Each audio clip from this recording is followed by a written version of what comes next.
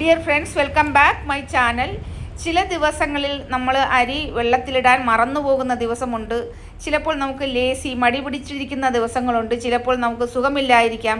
അന്നൊക്കെ നമുക്ക് തയ്യാറാക്കാൻ പറ്റിയ ഇൻസ്റ്റൻ്റായിട്ട് നമുക്ക് തയ്യാറാക്കി കുട്ടികൾക്കും കുടുംബാംഗങ്ങൾക്കും ഒക്കെ കൊടുക്കാൻ പറ്റിയ ഒരു അടിപൊളി ദോശ റെസിപ്പിയാണ് ഇന്ന് തയ്യാറാക്കാൻ പോകുന്നത്.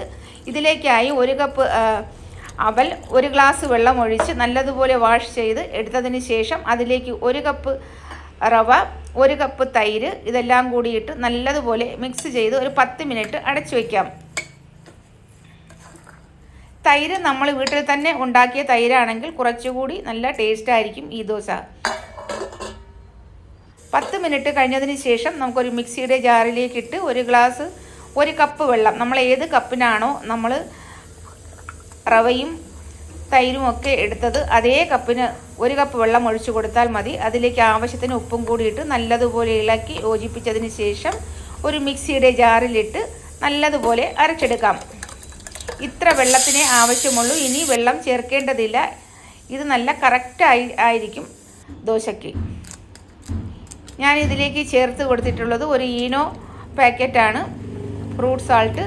നിങ്ങൾക്ക് ഇതിന് പകരം സോഡ കൂടി ഒരു 1/2 ടീസ്പൂൺ ചേർത്ത് കൊടുക്കാവുന്നതാണ്. സോഡയെക്കാളും ബെറ്റർ ഓപ്ഷൻ ഈനോ ഫ്രൂട്ട് സാൾട്ടാണ്. നമ്മൾ തവ ചൂടായതിന് ശേഷം ലോ മീഡിയം ഫ്ലെയിമിൽ വേണം തവ ചൂടാക്കാനായിട്ട്. മാവ് കോരി ഒഴിച്ച് ഒന്ന് ചുറ്റിച്ചൊഴിച്ച് മാത്രം കൊടുത്താൽ മതി. നല്ല സോഫ്റ്റാണ് ദോശ, അതുകൊണ്ട് ഇത് കൂടുതലൊന്നും പരത്തേണ്ട ആവശ്യമില്ല. നല്ല ഹോളെല്ലാം വീണ് നല്ല സൂപ്പർ ടേസ്റ്റി ദോശയാണ്. എല്ലാവരും ഇത് ഉണ്ടാക്കി നോക്കുക. ചട്നീയുടെ കൂടെയും സാമ്പാറിൻ്റെ കൂടെയും ഒക്കെ കഴിക്കാനായിട്ട് വളരെ ടേസ്റ്റാണ്. ഇത് ദിവസവും ഇങ്ങനെ ഉണ്ടാക്കാതെ വല്ലപ്പോഴൊക്കെ നമുക്ക് ഇങ്ങനെ ഉണ്ടാക്കാൻ പറ്റാത്ത ദിവസങ്ങളിൽ മാത്രം ഉണ്ടാക്കി കഴിക്കാൻ പറ്റിയ ഒന്നാണ്. ഈ വീഡിയോ നിങ്ങൾക്ക് ഇഷ്ടപ്പെട്ടാൽ ലൈക്ക് അടിക്കാൻ മറക്കല്ലേ. Thank you for watching.